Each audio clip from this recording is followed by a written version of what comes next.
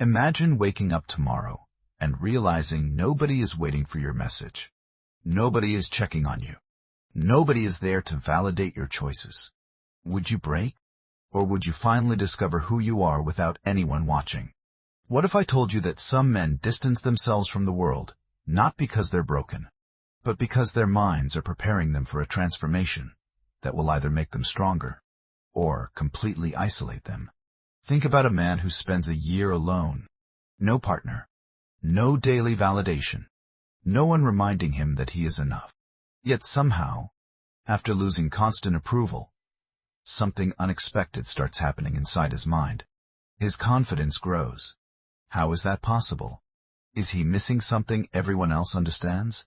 Or has he discovered something most people never learn? What if everything we believe about men living alone is backward? Society teaches us that a man without a partner is incomplete. But psychology reveals something much more complicated. For some men, solitude becomes the workshop where they rebuild their habits, confidence, and identity. Like an athlete training alone before anyone sees the result. But here's where it gets strange. The same silence that can build someone can also become the place where they slowly disappear. Being alone and feeling lonely are not the same thing. A crowded room can make someone feel invisible. A quiet room can make someone feel free. The difference is not how many people surround you. It's whether you're comfortable with yourself when nobody is watching. And that changes everything. But if loneliness isn't the enemy, then what is actually happening inside the minds of men who choose isolation?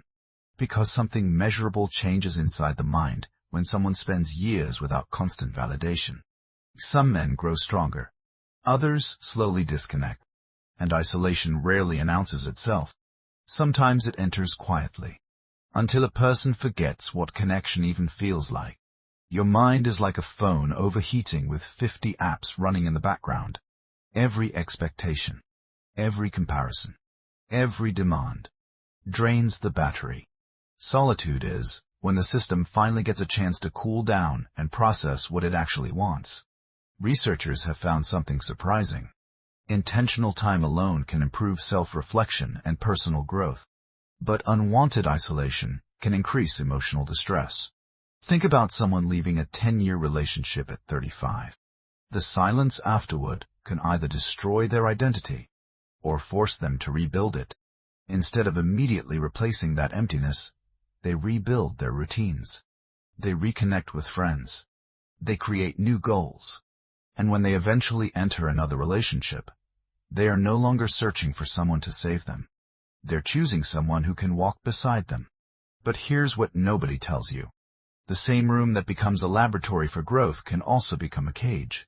So here's what we now know. Living alone does not automatically mean sadness. Solitude can create discipline, creativity, and self-awareness. But there is a hidden danger. The biggest threat is not being alone. It's becoming disconnected from the world while convincing yourself you're independent. A strong mind doesn't need constant approval, but it still needs connection. The healthiest men who live alone follow one simple rule. They choose solitude, but they don't disappear. The test is simple. Does your solitude help you build a better life? Or does it help you avoid living one? Healthy solitude builds. Unhealthy isolation shrinks. They stay connected. They use time alone as fuel, not as an excuse to escape. Living alone should be a workshop, not a prison. And this is the part that matters most. The goal was never to avoid people. The goal was to become someone who doesn't need constant approval to feel valuable. Because when you understand yourself, relationships become a choice, not a desperate search for completion. The strongest relationship you can build is the one with your own mind.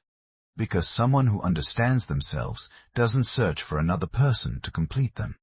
They search for someone who can walk beside them. A man alone is not automatically lost. Sometimes solitude is where he rebuilds the identity he lost, trying to impress everyone else.